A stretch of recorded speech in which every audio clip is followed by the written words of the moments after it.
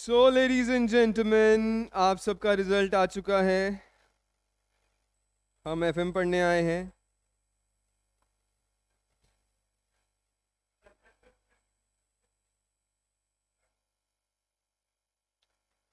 अगर आप पास नहीं हुए हैं, सबसे पहली बात शुरू करते हैं।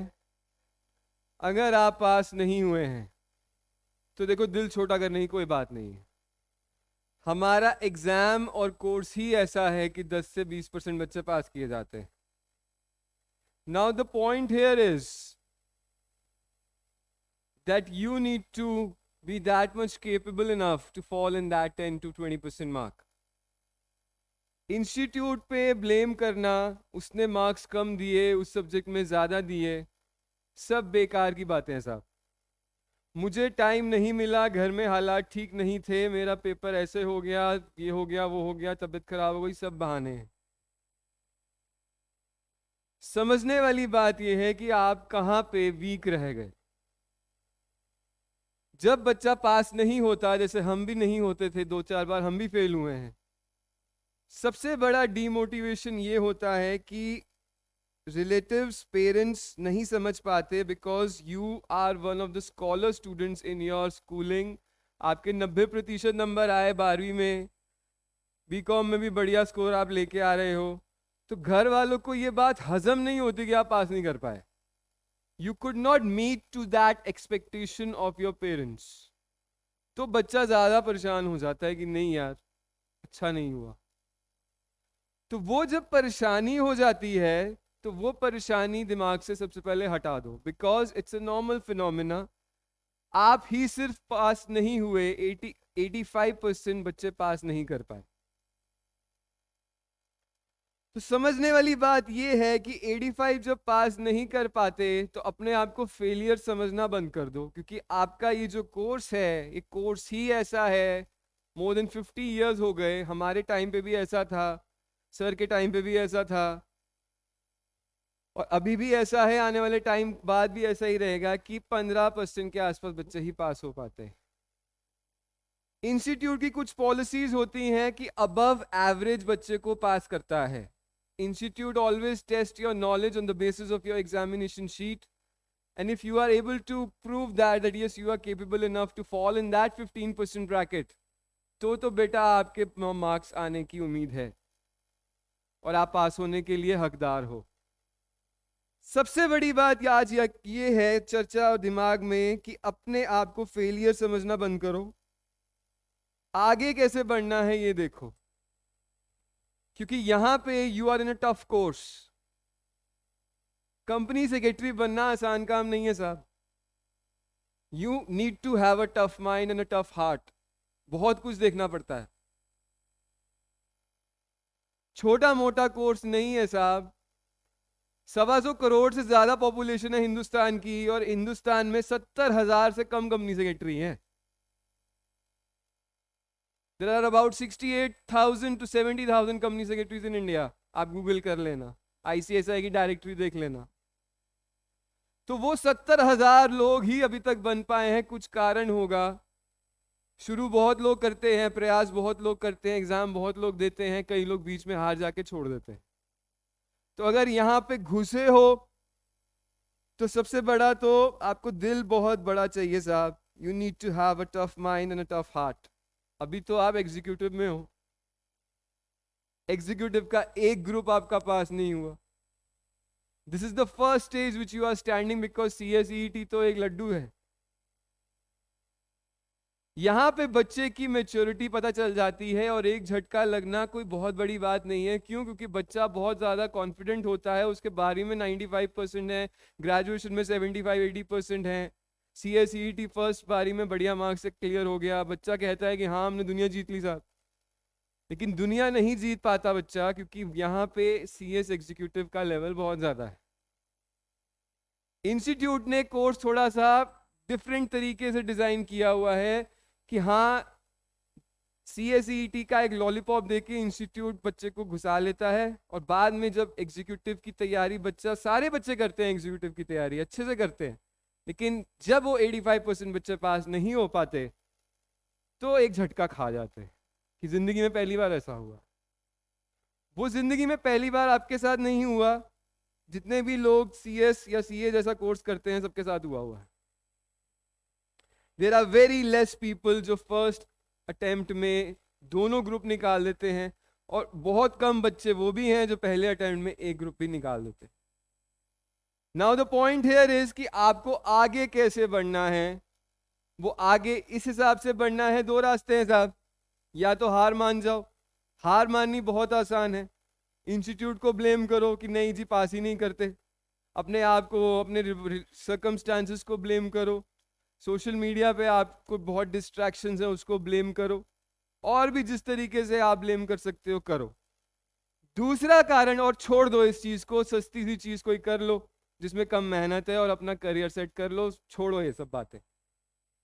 लेकिन अगर आपका जिगरा बड़ा है और आप चाहते हो कि साहब 125 करोड़ में से 70,000 कंपनी सेक्रेटरीज में आपका नाम हो आने वाले साल, 5 साल में, 3 साल में, 4 साल में, तो कितना टाइम लगेगा आपको? 2 साल तो ट्रेनिंग है आपकी, 2 साल ट्रेनिंग है आपकी एग्जीक्यूटिव के बाद। तो बेटा मेहनत करनी पड़ेगी, and you need to be having a fighting spirit. अगली बार भी इतना ही रिजल्ट आने वाला है, उससे अगली बार भी इतना ही आने वाला है, उससे अगली बार भी इतना ही आने वाला है। अब ये बात ये आती है, क्या आप इतने सक्षम हो कि उस 15% में फॉल कर जाओगे? तो आगे बढ़ो। अगर आपके 160 170 नंबर आए हैं तो इट मींस कि आप उसमें कैपेबिलिटी रखते हो। अब किसी बच्चे के लेस देन 100 हैं तो बेटा बहुत ज्यादा सोचने की बात है। मतलब 25-30 नंबर हर सब्जेक्ट में है तो बहुत ज्यादा एफर्ट चाहिए, because you are not up to the expectation of the institute. Institute ने एक स्टैंडर्ड बना रखा है। You need to have conceptual knowledge, you need to have practical knowledge, you need to know the sections, you need to know the rules, you need to know the schedules, you need to impress the examiner in anyhow manner, क्योंकि वो 3 घंटे का खेल है। या तो आप इतने अगर सक्षम हो तो मेहनत करके हल्का सा छलांग मार के आप 180 से 200 या 170 से 200 पहुंच जाओगे। लेकिन अगर इतने सक्षम ही नहीं हो, हर इंसान का अलग दिमाग होता है, हर इंसान हर चीज के लिए नहीं बना, तो बेटा बहुत मेहनत की जरूरत है। बिकॉज अगली बार भी रिजल्ट इतना ही आएगा, उससे अगली बार भी इतना ही आएगा, कोई मिरेकल नहीं हो जाएगा।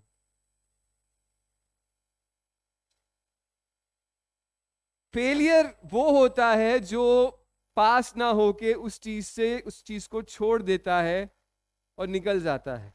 लेकिन जिंदगी में अगर कोई भी चीज स्टार्ट करो, या तो स्टार्ट करो ना, तो फिनिश लाइन तक पहुंचने का जिगरा और फिनिश लाइन तक पहुंचने का हिम्मत रखो। इतना आसान नहीं है अगले 3-4 साल आपके, पहले ही बता रहा हूं। लेकिन करियर बनाने की उम्र 24, 25, 26, मैक्सिमम 27 साल है, उसके बाद भी नहीं है, यह भी बता रहा हूं आपको।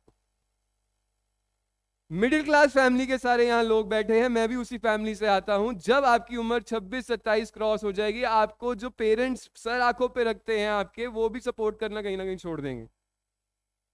एक मिडिल क्लास फैमिली में एक लड़की की शादी की प्रॉब्लम आ जाती है साहब, कि उम्र ना निकल जाए।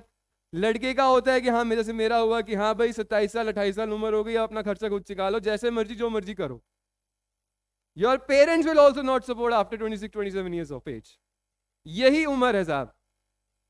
उसके बाद इस उम्र तक अगर आपने कुछ ऐसा पढ़ाई कर ली, कुछ अचीव कर लिया ताकि आपकी जिंदगी कंफर्टेबली इजीली निकल जाए, या आप अच्छा ब्रेड एंड बटर कमा पाए, तो you will be in a comfortable position, you will have a good life.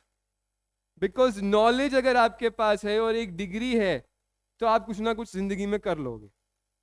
अब डिग्री खाली लेना भी कोई बहुत बड़ी बात नहीं है। ऐसे भी company secretary, chartered accountants, advocates हैं जो 10,000 के काम कर रहे हैं। आप चले जाओ यहाँ पे हाई कोर्ट के बाहर, काला कोट पहन के आपको एडवोकेट्स 500-500 रुपए में सारे काम करके दे देंगे। मेरी मैरिज हुई थी, मैं मैरिज सर्टिफिकेट बनाने गया था, सर बना देते हैं 500-500 रुपए में बना देते हैं। मैंने उनको 500 भी नहीं दिए, मैंने खुद ही कर लिया, क्योंकि ऑनलाइन प्रोसेस था, ऑनलाइन फॉर्म था। नोटरी का अटेस्टेशन करते हैं एडवोकेट्स, ₹50 लेते हैं साहब। सड़क पे बैठे हैं एडवोकेट्स, और ऐसा भी एडवोकेट है जो 10 लाख रुपए एक हियरिंग का ले लेता है हाई कोर्ट सुप्रीम कोर्ट में। दोनों ने LLB की ही पढ़ाई करी है। तो आपकी वर्थ क्या है साहब? वो आपकी वर्थ एक डिग्री के साथ आपका ज्ञान जो है आपके अंदर, आपकी जो नॉलेज है, आपकी जो क्षमता है, आपकी जो पर्सनालिटी है, आपकी जो कम्युनिकेशन स्किल्स है, आपकी जो कन्विंसिंग पावर है, सारी चीजें डिफाइन करती है। एक डिग्री होने से ये फायदा हो जाता है कि people trust you and people try start listening to you. आज अगर मैं यहां खड़ा हूं और आपको पढ़ा रहा हूं तो साहब आप इसलिए पढ़ रहे हो कि मैंने वो पढ़ाई कर रखी है जो आप कर रहे हो। मैं 12वीं पास होता या BCom पास होता, यहां खड़ा हो जाता, या सर आप क्या पढ़ाओगे हमें, आपसे ज्यादा पढ़े तो हम हैं।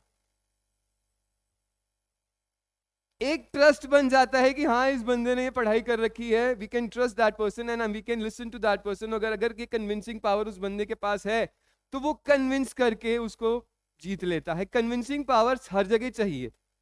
यहाँ पे मुझे आपको कन्विंस करना है, क्लाइंट से मैं मिलता हूँ तो उसको कन्विंस करना है, कंपनी में आप जॉब करोगे तो आपको अपने बोर्ड ऑफ डायरेक्टर्स को कन्विंस करना है, मैनेजमेंट को कन्विंस करना है कि आप जो बात बोल रहे हो जायज बोल रहे हो, लॉ में लिखा है। और ऐसा नहीं करोगे तो सर से भी आपको पेनल्टी स्लैब कर देगा। तो दिल छोटा करने की कोई बात नहीं है साहब, it's always for the best. हर चीज एक समय पे निर्धारित है, हर चीज का एक समय होता है। अब जब तक आप अपने दिल से 100% एफर्ट नहीं करोगे, 100% एफर्ट का मतलब क्या है कि 100% कोर्स आप कवर करो, 100% तरीके से उसको 3 बार रिवाइज करो, उसके बाद एग्जाम दे के आओ, उसके बाद आप 90% एग्जाम अटेम्प्ट करके आओ, तब जाके आप चैन की नींद सो सकते हो कि हाँ इंस्टीट्यूट जो मर्जी कर ले, मेरे तो 50% आएंगे ही आएंगे। तभी आते हैं। Miracles don't happen here. और मार्जिन पे पास होके भी चलो ठीक है, मैं भी मार्जिन पे पास हुआ हूं, मार्जिन पे पास होने के लिए भी इतनी मेहनत चाहिए कि आपका 90% का पेपर, 85 मार्क्स का पेपर गजब हुआ हो, क्योंकि कुछ ना कुछ गलती तो उसमें करोगे ना आप करके ही 60 नंबर का हो, 70 नंबर का हो, आप कैसे एक्सपेक्ट कर सकते हो आप पास हो जाओगे? MCQ पेपर में भी आप चलो ठीक है नेगेटिव मार्किंग है, लेकिन बाकी सब्जेक्ट्स में कैसे करोगे?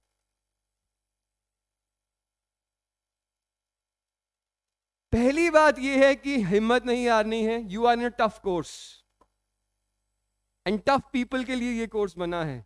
अगर टफ पीपल हो, आप अपना दिल और जिगरा इतना रखते हो, तो यहां से आप कॉर्पोरेट्स में पहुंच जाओगे। 4 साल की मेहनत है साहब। और नहीं रखते तो कहीं ना कहीं हिम्मत हार के बीच में छोड़ दोगे। ये प्रॉब्लम आती है यहां पे। So you are in a tough course, you are not a failure. Why? Because 85% सबका रिजल्ट ऐसा ही आता है। And you need to know, you don't need to get jealous from the person who has passed, चाहे वो आपका friend हो, relative हो, कुछ भी हो, क्योंकि हर इंसान अपनी क्षमता के हिसाब से कर्म करता है। हर इंसान की अलग हिसाब से प्रेजेंटेशन होती है एग्जाम में, और हर इंसान की भगवान अलग किस्मत लिखता है। डेस्टिनी भी है, लेकिन सिर्फ 10% है। समझने वाली बात यह है कि इंस्टीट्यूट को ब्लेम करना छोड़ो, सरकमस्टांसेस को ब्लेम करना छोड़ो, जून में गर्मी बहुत थी ये बोलना छोड़ो, लगातार एग्जाम हुए ये सोचना छोड़ो, लास्ट टाइम पे रिवीजन नहीं हुई वो सोचना छोड़ो, क्योंकि अगली बार भी ऐसा ही सिलेबस है, ऐसा ही कंटेंट है, ऐसे ही हालात होने वाले हैं। दिसंबर में आपको ज्यादा ठंड लगने वाली है। सरकमस्टेंशियल मत बनो दोस्त, अपने आप को रिस्पॉन्सिबल ठहराओ, because you are responsible for your failure and this is not a failure, this is just a beginning of this tough course. अपने आप को इतना मैच्योर बनाना पड़ेगा, समझ आ रही? So you need to have that tough attitude, fighting attitude कि हाँ 15% रिजल्ट है तो 100 में से 15% बच्चों में आपको आना है। You need to put that much efforts. उसके बाद अगर आपको भगवान रिजल्ट ना दे तो सब अपने भगवान पे ब्लेम करो या अपनी किस्मत पे रहो। जिस दिन एग्जाम करके आता है ना बच्चा, मैं भी करके आता था, अगर दिल से आवाज आ गई कि हाँ मैंने अपना 100% दिया था, मैंने अपना 90% का पेपर का गजब पेपर किया है, तो कोई माइक का लाल नहीं फेल कर सकता था।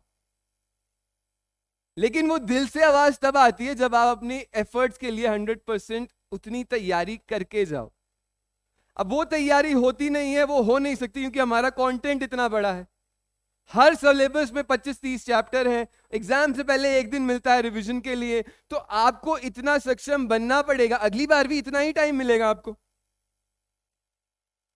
और 8 पेपर दोगे तो और मुसीबत। टाइम उतना ही है, लेकिन वो 10 घंटे 15 घंटे में आपके 20 चैप्टर कैसे रिवाइज हो जाए, मेन को बात वो है साहब। आप क्या ऐसा कर दो कि आपके 25 चैप्टर 15 घंटे या 12 घंटे में रिवाइज हो जाएं, तो आप एग्जाम में झंडे गाड़ाओगे। सारे बच्चे एग्जीक्यूटिव के बाद क्लासेस लेते हैं, 90% लेते हैं, क्योंकि उनको पता है, सीनियर्स से सुना हुआ है कि हाँ इतना आसान नहीं है एग्जीक्यूटिव पास करना। 90% क्लासेस लेते हैं, सारे बच्चे क्लासेस आते हैं, लेकिन सिर्फ 10% या 15% बच्चे पास होते हैं। क्यों? क्योंकि जो क्लासेस में या जो आपने सीखा है, बच्चा लास्ट मोमेंट पे उसको रिवाइज करके बटोर नहीं पाता, अपने दिमाग में रिकॉल नहीं कर पाता, क्योंकि हमारा ह्यूमन माइंड ऐसा है।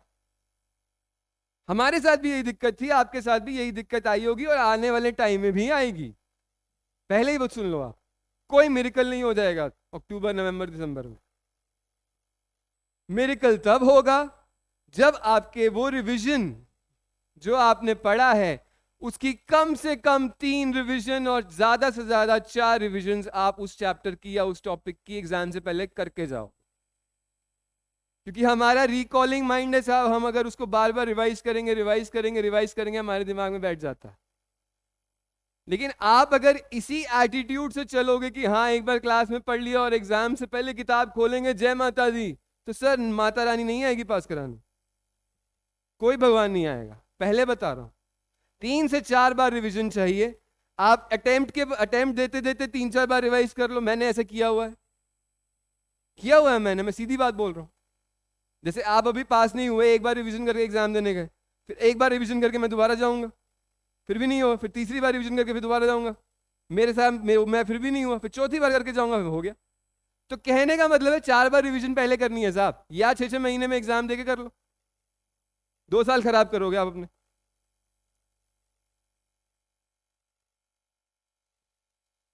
जब तक आपका लक्ष्य पूरा नहीं हो जाता, आपको प्रयास करना है। You are not a failure. अपने आप को फेलियर ना समझो। You are in a tough course and you are in one of the difficult courses of commerce and finance. मुश्किल कोर्स है साहब, तभी 125 करोड़ देशवासी हैं, कोई ज्यादा फीस भी नहीं है, और सिर्फ 70,000 लोग बन पाए हैं। वो 70,000 लोग में से आपको आगे बढ़ना है।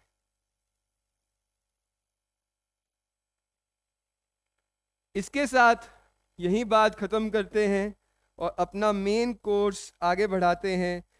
और ये आपको आगे देखना है कि आपको आगे कैसे बढ़ना है। आगे बढ़ने का सिर्फ एक तरीका है, work on your weak areas. बस कुछ नहीं, अपनी गलती एक्सेप्ट करो that you could not make up to the expectation of the honorable institute ICSI। ICSI ऐसा ही है, ऐसे ही एग्जाम कराता है, ऐसे ही एग्जाम आएगा, ऐसे ही एग्जाम का रिजल्ट आता है। इस बार भी आया है और अगली बार भी आएगा। आपको उस एक्सपेक्टेशन पे कैसे पहुंचना है, पहुंच गए तो पास हो गए, नहीं तो अगली बार भी ऐसे ही बैठे होगे। सुन लो मेरे से,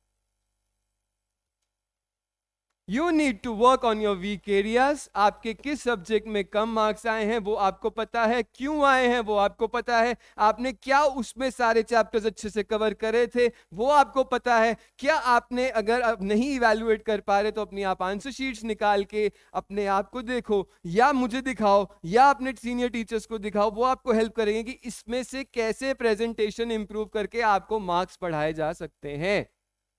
Main purpose is accept your mistake, accept your weak areas and work on that weak areas and improve, and then give exam in December after revising 2 to 3 times more। तब देखेंगे साहब आपके पासिंग की प्रोबेबिलिटी बहुत बढ़ जाती है। कुछ ना कुछ अलग करना पड़ेगा, नहीं तो साहब जून दिसंबर ऐसे ही चलता रहेगा। ठीक, कोई डाउट है?